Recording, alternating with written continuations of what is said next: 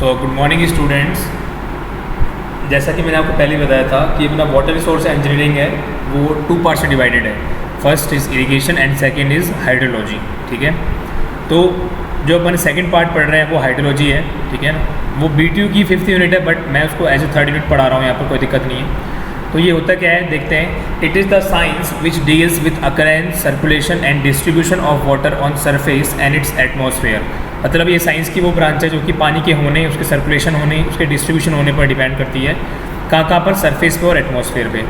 After that what is hydrological cycle, वो क्या होता है वो देखते हैं। हाइड्रोलॉजिकल साइकिल क्या होता है वो देखते हैं अपन आगे। It is a cycle in which water travels from one phase two another having difference residence time in one each phase. इसका मतलब ये वो साइकिल होता है जिसके अंदर पानी एक फेज से दूसरी फेज में ट्रैवल करता है। ठीक है, अलग अलग रेजिडेंस टाइम रखकर। ठीक है, यहाँ पर फेज़ की स्पेलिंग PHASE है, गलती से FACE लिखा हुआ है। अब रेजिडेंस टाइम क्या होता है। This is the time which is taken by a water particle in crossing one particular phase of hydrological cycle. इसका मतलब एक फेज से दूसरी फेज में जाने में जितना टाइम लगा उसको क्रॉस करने में, उसको हम बोलते हैं residence time.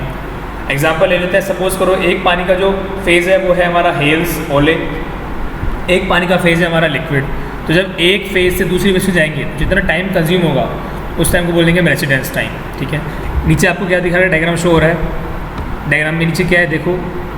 The area draining into a river और stream is known as catchment area. This is also called as water shed. इसका मतलब क्या हो गया, वाटर शेड या कैचमेंट एरिया की बात होती है। USA में इसको वाटर शेड बोला जाता है, इंडिया में कैचमेंट एरिया बोला जाता है। अब सपोज करो बारिश का पानी आया ऊपर से, बारिश का पानी आया, कुछ पानी मेरा ग्रेविटी के साथ साथ चला जाएगा नीचे, परकोलेट हो जाएगा। कुछ पानी मेरा बह के आगे चला जाएगा समुद्रों में, नदियों में, स्ट्रीम में। तो जो एरिया मेरा रिवर या स्ट्रीम में चला गया पानी का, उसको हम बोलते हैं कैचमेंट एरिया। ठीक है, और 2 कैचमेंट एरिया को जो लाइन डिवाइड करती है उसको हम बोलते हैं रिज लाइन। ठीक है ना, अगर दो कैचमेंट एरिया हैं, मान लो सपोज करो 2 कैचमेंट एरिया हमारे पास, ये मान लो एक कैचमेंट एरिया ये वाला है, एक कैचमेंट एरिया ये वाला है। तो इन दोनों को जो लाइन सेपरेट करेगी उसको हम क्या बोलेंगे, उसको हम बोलेंगे रिज लाइन। ठीक है ना, ये दिखा रखा है, मान लो ये जो लाइन दिखा रखी है ना, ये मेरी क्या हो गई, रिज लाइन हो गई। मान लो इधर वाला जो था, इधर ये वाला एक कैचमेंट एरिया है, इधर वाला क्या एक और कैचमेंट एरिया है। ठीक है, तो इसको जो लाइन सेपरेट करेगी वो क्या हो जाएगा, मेरा रिज लाइन हो जाएगी। ठीक है, आगे चलते हैं। उसके बाद भाई लिखा हुआ है नीचे देखो रिज लाइन का। अब देखो नीचे, दिस इज़ द लाइन, देखो नीचे आ जाओ। This is the line which remarks या separates one catchment area from its neighbouring catchment area. This is called as water divide या डिवाइड लाइन। ठीक है, अब नीचे आ जाओ। Next is water budget equation, that is very important. This equation is based on law of conservation of mass and states that mass inflow minus mass outflow is equal to storage. मतलब मेरा जितना पानी आया और कितना पानी मेरा outflow में चला गया, दोनों का डिफरेंस क्या हो जाएगा, स्टोरेज हो जाएगा। ठीक है, बहुत सिंपल सा एग्जांपल है। अगर मान लो हमारे पास रिजर्वायर्स हैं या आसपास टंकी रखी होती है, सुबह डेली पानी आता है। सपोज़ करो हम एक दिन में, हमारे घर में पानी आया 500 लीटर, हमने उस दिन 200 लीटर पानी कंज्यूम कर लिया, तो कितना स्टोर कर लिया, 300 लीटर स्टोर कर लिया। इनफ्लो था मेरा कितना, 500, आउटफ्लो कितना हो गया मेरा 200, तो स्टोर कितना हो गया 300 लीटर। इसका बेस्ड क्वेश्चन करते हैं, काफ़ी अच्छा क्वेश्चन है, IAS के अंदर आया हुआ है। देखो, a lake has water surface elevation, ये वाटर सरफेस एलिवेशन दे रखा है इसका 103.2 metre above the datum line in a month, full stop. The lake receives the average inflow of 6 cumec and in same period the outflow from the lake 6.5 cumec in that month. Lake receives rainfall of 145 mm and evaporation from lake surface was estimated 6 centimetre. Right water budget equation from lake and calculate water elevation at the end of the month जो दे रखा है वो अप्रैल है। Surface area कितना है, 5000 hectare. हमको दे रखा है इसके अंदर इनफ्लो, सब कुछ पहले जो दिया हुआ है लिख लो। इनफ्लो दिया हुआ है 6 मीटर क्यूब पर सेकेंड, 1 सेकेंड में 6 मीटर क्यूब पानी आ रहा है। तो एक दिन में कितना आएगा मुझे पता है, एक दिन में होते हैं मेरे 86,400 सेकेंड, जो हम पढ़ चुके हैं पहले ही 1st यूनिट में। तो जब 1 सेकेंड में आ रहा है 6 मीटर क्यूब, तो 1 डे में आएगा 86400 इंटू 6 मल्टीप्लाई कर लेंगे। उसके बाद एक दिन में इतना आ रहा है तो 30 दिन में कितना आएगा, 30 से मल्टीप्लाई कर लेंगे। ठीक है, तो ये मेरा वॉल्यूम हो गया बेसिकली। ठीक है, ये मेरा क्या हो गया, वॉल्यूम हो गया, ये वाला जो पार्ट है this is known as volume. अब अगर इस वॉल्यूम में अगर मैं एरिया का डिवाइड कर दूँ, एरिया मुझे दिया हुआ है देखो 5000 हेक्टेयर, तो अगर मैं वॉल्यूम डिवाइड बाय एरिया कर दूँ तो उससे क्या आ जाएगा, डेप्थ आ जाएगा। वॉल्यूम डिवाइड बाय, अगर मैं यहाँ पर वॉल्यूम डिवाइड बाय एरिया कर दूँ, अगर मान low volume divide by area कर दूंगा तो क्या आ जाएगा, इससे मेरे पास डेप्थ आ जाएगी, मेरे पास वाटर की डेप्थ आ जाएगी। ठीक है, इनफ्लो वाटर है डेप्थ, तो मुझे वही निकालना है। यहाँ पर देखते हैं, तो यहाँ पर डेप्थ निकालने के लिए वॉल्यूम ये रहा मेरा, एरिया मेरा ये रहा, अगर डिवाइड बाय वो कर दूंगा वॉल्यूम डिवाइड बाय एरिया तो क्या डेप्थ आ जाएगी। तो नीचे देखते हैं, आ जाओ नीचे, तो देखो यहाँ पर ये डेप्थ आ गई मेरी 0.31 मीटर। उसके बाद इनफ्लो प्लस रेनफॉल, रेनफॉल दिया मुझे 145 mm, कन्वर्ट कर लिया इसको किस मीटर में, 0.31 मीटर इनफ्लो था, बाकी बारिश हो रही है तो ये क्या हो गया मेरा, ऐड होगा 0.456 मीटर। आउटफ्लो दिया हुआ है मुझे 6.5 मीटर क्यूब पर सेकेंड, आउटफ्लो मुझको दिया हुआ है यहाँ पर, दैट इज 6.5 मीटर क्यूब पर सेकेंड, ये दिया हुआ है मुझे। अब एक सेकंड के अंदर 6.5 मीटर क्यूब हो रहा है, तो वन डे में कितना होगा, ठीक है, वन डे में वही मल्टीप्लाई कर देंगे किससे, 86400 से मल्टीप्लाई कर देंगे। उसके बाद 30 दिन में कितना होगा, 30 दिन के निकालने के लिए 30 से मल्टीप्लाई कर देंगे, वही मल्टीप्लाई कर रखा है देखो ये रहा, तो ये फाइनली आंसर आ गया 1684800 मीटर क्यूब, ये आ गया मेरा आंसर। ये क्या आ गया, आउटफ्लो का वॉल्यूम आ गया मेरा, दैट इज़ आउटफ्लो वॉल्यूम। ये देखो ये रहा आपके सामने, ये मेरा आउटफ्लो वॉल्यूम है। ठीक है, अब आउटफ्लो वॉल्यूम में अगर मैं एरिया डिवाइड कर दूंगा तो आउटफ्लो का क्या जाएगा, डेप्थ आ जाएगा। तो नीचे हमने क्या किया होगा भाई, डिवाइड किया होगा, देखो ये चलते हैं, तो नीचे में क्या किया, एरिया दिया हुआ है, आउटफ्लो आ गया मेरा 0.336 मीटर। इवेपोरेशन दिया हुआ है मेरा 61 mm, तो डिवाइड बाय 1000 हो गया, दैट इज़ 0.061 mm है। ये किसमें आएगा, mm के अंदर आएगा, तो यहाँ पर आप मेंशन कर देना ये mm के अंदर है, 0.061 mm के अंदर है। अब देखो आउटफ्लो 0.336 मीटर था ये रहा, और इवेपोरेशन भी क्या आ रहा है, लॉस है तो बाहर जाएगा। ठीक है, तो 0.061 ये ऐड होके हो गया 0.397 मीटर। तो स्टोरेज क्या होगा, इनफ्लो माइनस आउटफ्लो। ठीक है, इनफ्लो मेरा कितना था 0.456 मीटर, आउटफ्लो कितना था 0.37 मीटर, 397 मीटर, तो स्टोरेज कितना हो गया 0.0580 metre.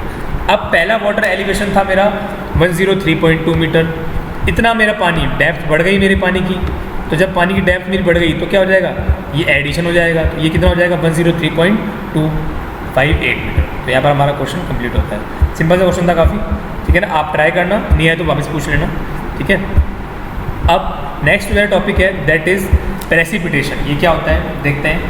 This denotes the all forms of water that reaches the earth surface in following different forms, मतलब पानी की अलग अलग फॉर्म्स हैं जो कि सरफेस पर आती हैं। ठीक है, उसको हम बोलते हैं प्रेसिपिटेशन। अलग अलग फॉर्म्स जो कि अर्थ सरफेस पर आती हैं उसको हम बोलते हैं प्रेसिपिटेशन। इसके अंदर फर्स्ट है रेन। ठीक है, तो रेन ड्रॉपलेट जो रेंज होती है, रेन ड्रॉपलेट की जो रेंज होती है वो 0.5 mm से 0.6 mm के बीच में होती है। ये आपके सामने लिखा हुआ है 0.5 mm से 0.6 mm के बीच में होती है। आफ्टर दैट देखो क्या नीचे लिखा हुआ है, इन India rainfall data is connected नहीं है, कलेक्टेड है, तो उसको सही कर लेना। This is collected, this is not connected, this is collected,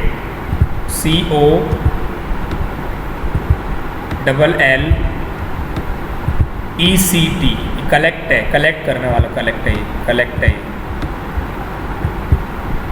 ठीक है ना, तो बेसिकली क्या लिखा गया है इसके अंदर, in India rainfall data is collected at 8:30 AM if this rainfall is greater than 2.5 mm in a particular day, then that day is called as rainy day. इसका मतलब क्या हो गया कि इंडिया के अंदर जो पानी कलेक्ट किया जाता है डेली, वो 8:30 AM पे कलेक्ट किया जाता है रेनफॉल डाटा। इसके रिगार्डिंग अलग अलग जगह पर मेट्रोलॉजिकल डिपार्टमेंट बने होते हैं, हर स्टेट का अलग अलग डिपार्टमेंट होता है। ठीक है, अगर ये रेनफॉल 2.5 mm से ज़्यादा आ जाए उस पर्टिकुलर डे में, तो उस डे को बोलते हैं हम क्या, रेनी डे। ठीक है, आगे चलते हैं। Indian meteorological department collect rainfall data and its head quarter in New Delhi. IMD मैंने बताया था। ठीक है, IMD का जो हेड क्वार्टर है वो कहाँ पर है, न्यू दिल्ली में। आगे चलते हैं। अब देखो अलग अलग फॉर्म्स हैं, तो फॉर्म कौन कौन सी हैं वो देखते हैं। First is snow. स्नो क्या होती है वो देखते हैं। देखो स्नो क्या होता है, ice crystal having a density 0.1 ग्राम पर सेंटीमीटर क्यूब, मतलब अगर क्रिस्टल की डेंसिटी 0.1 ग्राम पर सेंटीमीटर क्यूब है तो उसको बोलेंगे हम स्नो। डेंसिटी क्या होती है वो सब जानते हैं, डेंसिटी क्या होती है वेट अपॉन वॉल्यूम, वो वेट डेंसिटी हो गई, और नॉर्मल मास डेंसिटी या डेंसिटी होती है मास अपॉन वॉल्यूम, ठीक है। नेक्स्ट आ जाइए आप, नेक्स्ट इज ड्रिजल। ड्रिजल क्या होती है, these denotes fine droplets of water whose size is less than 0.5 mm and intensity is less than 1 mm per hour. इसका मतलब अगर ड्रॉपलेट का जो साइज़ है वो 0.5 mm से छोटा है और इंटेंसिटी है वो 1 mm पर आवर से कम है तो उसको हम बोलेंगे ड्रिजल, ठीक है। उसके बाद ग्लेज। ग्लेज क्या होता है वो देखते हैं, ग्लेज देखते हैं। ग्लेज क्या होता है, when droplet of water comes into contact with cold surface, ठीक है। मतलब जो पानी की ड्रॉपलेट होती है वो कोल्ड सरफेस के कांटेक्ट में आती है अप्रॉक्सीमेटली 0 डिग्री सेंटीग्रेड के कांटेक्ट में, then water droplet is converted into ice which is called glaze. तो जो वाटर ड्रॉपलेट थी वो हमारे किस में कन्वर्ट हो गई है, वो हमारे ग्लेज में कन्वर्ट हो गई है, आइस में कन्वर्ट हो गई, जिसको हम क्या बोलते हैं ग्लेज बोलते हैं। आगे आ जाइए, तो अलग अलग चल रहे हैं। उसके बाद आता है स्लीट, मतलब पाला। ये बाला नहीं है, पाला है, PALA पाला। गांव में बोला था ना पाला पड़ रहा है, वही है। There are frozen rain drops of transparent grains, उसको बोलते हैं हम क्या, पाला, ठीक है ना। उसके बाद आ गया hails. This is hails not hair, this is hails, तो इसको करेक्ट कर देता हूँ, दिस इज़ हेल्स। जो ये है ये हेल है, HAL, हेल मतलब ओले। हेल मतलब क्या होता है, ओले, HAIL। There are lumps of ice which size is more than 8 mm। अगर साइज़ 8 mm से बड़ा है तो उसको हम बोलेंगे ओले, ठीक है ना। अब आगे आते हैं, नेक्स्ट नीचे आते हैं। देखिए नीचे क्या लिखा हुआ है, एवरेज एनुअल रेनफॉल। इसमें क्या है वो देखते हैं, आगे आइए। देखिए the amount of rain collected by rain gauge in the last 24 hours is called daily rainfall. मतलब कि एक दिन के अंदर जो हमारी रेन कलेक्ट हुई है, किससे, रेन गेज से। जिस इक्विपमेंट से हम रेन कलेक्ट करते हैं उसको हम बोलते हैं रेन गेज। पढ़ेंगे हम रेन गेज के बारे में आगे। Average annual rainfall is the average value of the average rainfall the last 35 years. और जो एवरेज एनुअल रेनफॉल होती है वो लास्ट 35 सालों में जो ली गई है उसका एवरेज होता है। इंडिया की जो एवरेज एनुअल रेनफॉल है वो 120 सेंटीमीटर है। ये क्वेश्चन SSC में पूछा गया है, तो आप याद रखिए, दिस क्वेश्चन वेरी इंपॉर्टेंट। जो इंडिया की एवरेज एनुअल रेनफॉल है दैट इज़ 120 सेंटीमीटर, ठीक है। इसको याद रखना है आपको। आगे आ जाइए नीचे, इंडेक्स ऑफ वेटनेस। ये क्या होता है, देखो, this index is used to find the rainfall variation for a particular year, ठीक है। एक पर्टिकुलर ईयर में जो रेनफॉल का वेरिएशन होता है उसको फाइंड करने के लिए जो इंडेक्स में यूज़ में लेते हैं उसको हम बोलते हैं इंडेक्स ऑफ वेटनेस, ठीक है। तो ये होता क्या है वो देखते हैं। देखो, index of wetness is equal to annual rainfall upon average annual rainfall into 100। मैंने पहले बताया था एनुअल रेनफॉल और एवरेज एनुअल रेनफॉल क्या होती है। एनुअल रेनफॉल जो एक साल की रेनफॉल है, एवरेज एनुअल रेनफॉल इंडिया की कितनी थी, 120 सेंटीमीटर। तो annual rainfall divide by average annual rainfall into 100, that is known as index of wetness. अब एक क्वेश्चन दिया हुआ है, बहुत सिंपल सा क्वेश्चन है।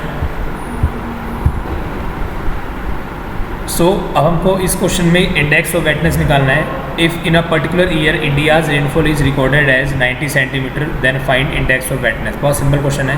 एनुअल रेनफॉल दिया हुआ है 90 सेंटीमीटर और एवरेज एनुअल रेनफॉल हमको नहीं दिया हुआ, बट याद रखना है 120 सेंटीमीटर होता है।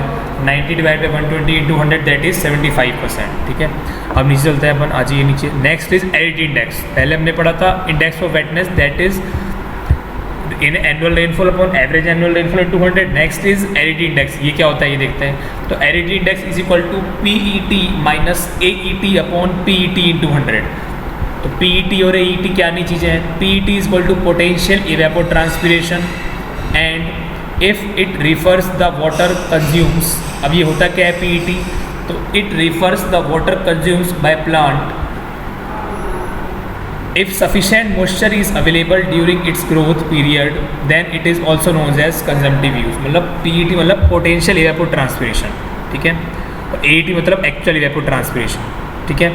इसका मतलब क्या हो गया, PET मतलब इतना पोटेंशियल है उसके अंदर, उस पर्टिकुलर प्लांट के अंदर इतना पोटेंशियल है, इतना वो रख सकता है, ठीक है ना।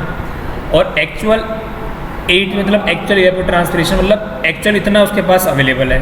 PET मतलब कैपेसिटी हाईएस्ट, AET मतलब जो अवेलेबल है, ठीक है ना। तो PET नो डाउट ज़्यादा होगा किससे, AET से, क्योंकि पोटेंशियल इतना पोटेंशियल है उसके पास।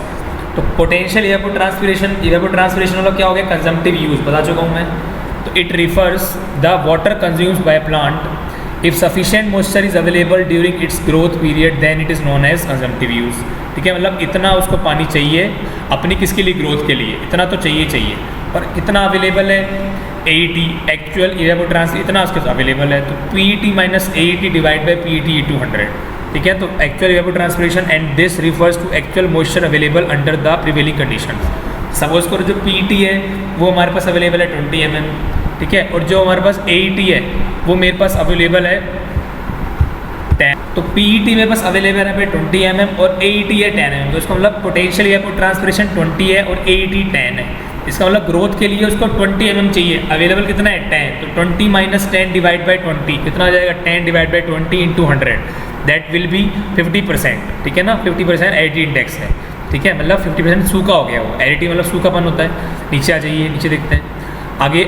और AET की रेंज क्या होगी, नो डाउट AET की रेंज होगी 0 से PET, क्योंकि जरूर क्या हो सकता है कि इवेपोट्रांसपिरेशन उसके अंदर AET एक्चुअल बिल्कुल ना हो, 0 हो सकता है कि AET वो PET के बराबर हो सकता है ना। जो कंजम्पशन हो रहा है पानी का वो बिल्कुल 0 हो, इवेपोट्रांसपिरेशन जो हो रहा है 0, और हो सकता है कि उसकी वैल्यू PET के बराबर हो। तो जो रेंज है AET की वो क्या होगी, 0 से PET होगी। बहुत इंपॉर्टेंट चीज़ है, याद रख लेना, एग्जाम में बहुत पूछा गया है। Range of AET is 0 to PET, ठीक है। Next topic is what, measurement of rainfall. ये क्या होता है, इंपॉर्टेंट, काफ़ी इंपॉर्टेंट है, इसको देखते हैं एक बार। देखो तो rainfall is express in terms of depth to which water would stand on an area. If the rain water was to be collected on it, the rainfall is measured by a rain gauge which is also called as pluviometer, ombrometer और हाइटोमीटर। मतलब जो rainfall express होती है वो depth में express करते हैं, ठीक है, किसी पर्टिकुलर एरिया पर, ठीक है। और जिस पर्टिकुलर इक्विपमेंट से वो रेन कलेक्ट की जाती है उसको बोलते हैं rain gauge. If the rain water was to be collected on it, the rainfall is measured by a rain gauge which is also called as pluviometer. उसको प्लवियोमीटर बोलते हैं, ओम्ब्रोमीटर बोलते हैं और हाइटोमीटर बोलते हैं, ठीक है। अब आगे देखिए, आगे क्या है, आगे क्या बोला है इसके अंदर, a rain gauge consist of a cylindrical vessel assembly which is kept in the open to collect rain water following are the requirements of rain gauge. अब देखो रेन गेज दिखाते हैं आपको। देखो ये रेन गेज आपके सामने बना हुआ है, डायग्राम बना हुआ है आपके सामने, ये देखो, ये इस टाइप का डायग्राम बना हुआ है, ये देखो ये डायग्राम बना हुआ है। इस डायग्राम में ये हमारा रेन गेज है, ये जो ये है वो रेन गेज है, ठीक है। ये बेसिकली ये वाला जो है ये रेन गेज है मेरा, ठीक है। अब देखो इसको, अब क्या लिखा हुआ है इसके अंदर। तो जो रिक्वायरमेंट्स हैं इस रेन गेज के रिगार्डिंग क्या क्या है, देखो, a rain gauge consist of a cylindrical vessel assembly which is kept in the open to collect rain water following are the requirements of rain gauge. क्या क्या होती हैं, the rain gauge must be surrounded by an open fence area whose size is 5.5 metre into 5.5 metre. मतलब जो rain gauge है वो एक open area में होना चाहिए, ठीक है, जिसके आसपास कोई ट्री नहीं, कोई प्लांट नहीं होना चाहिए, और 5.5 इंटू 5.5 के एरिया में होना चाहिए। उसके बाद देखते हैं, it should be kept away from any obstruction by at least 30 metre और twice the height of the building और ऑब्स्ट्रक्शन। इसका मतलब जो इसका वो है, इसमें तो साफ साफ लिखा हुआ है, इसका मतलब क्या है कि it should be kept away from any obstruction, किसी भी ऑब्स्ट्रक्शन से ये कम से कम 30 मीटर की दूरी पर होना चाहिए, या फिर कोई बिल्डिंग दे रखी है तो उसकी हाइट के 2 टाइम्स दूरी पर होना चाहिए।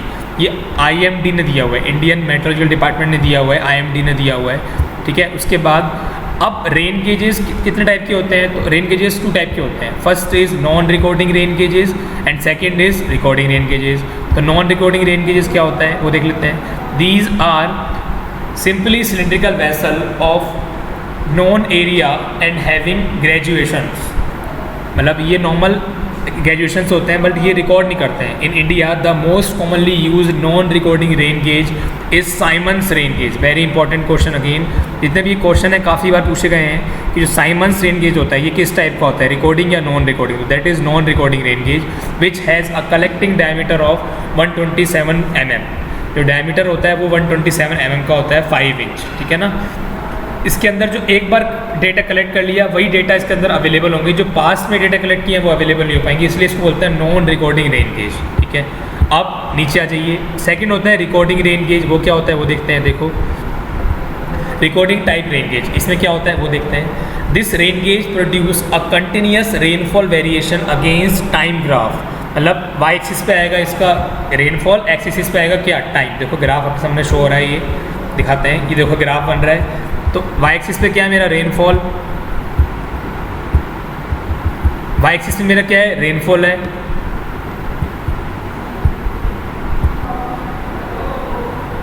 तो यहाँ पर मैं आपको क्या बता रहा था बच्चों कि वाई एक्सिस पे क्या है मेरा रेनफॉल है, एक्स एक्सिस पे क्या है मेरा यहाँ पर टाइम दिया हुआ है। देखो ये टाइम दिया हुआ है।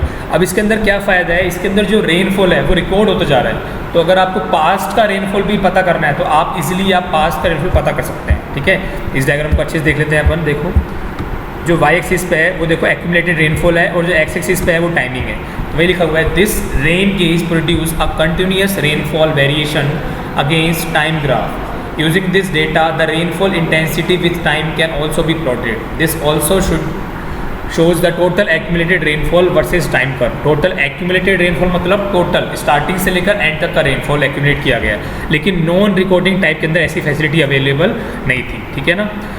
अब देखो in India the float type gauge also called as natural siphon type. ठीक है, तो हमने जो नॉन रिकॉर्डिंग पढ़ा था दैट वॉज साइमन टाइप, और जो हम रिकॉर्डिंग पढ़ रहे हैं that is siphon type rain gauge is used as a recording type rain gauge. Examples are tipping bucket type या फ्लोटिंग टाइप। तो आपके जो एग्जाम में क्वेश्चन पूछे गए हैं वो नॉन रिकॉर्डिंग का भी पूछा गया है और रिकॉर्डिंग का भी पूछा गया है। ऐसे पूछा जाता है कि non recording type of rain gauge, option दिया होता है Simon, option B siphon, option C Simon and siphon, option D none of these. तो आपको नॉन रिकॉर्डिंग है तो साइमन क्लिक करना है, और रिकॉर्डिंग है तो आपको साइफन क्लिक करना है। ठीक है, अब जो नेक्स्ट पार्ट है वो है हमारा optimum number of rain gauge. ठीक है, इसको हम नेक्स्ट लेक्चर में कंटिन्यू करेंगे। तब तक के लिए आप अपने घरों पे सेफ रहिए और अच्छे से रहिए। हम आशा करते हैं कि आपसे जल्दी लाइव इंटरेक्शन हो, लेकिन अभी ये पैंडेमिक फैला हुआ है। ठीक है, तब तक के लिए stay happy, stay home, take care.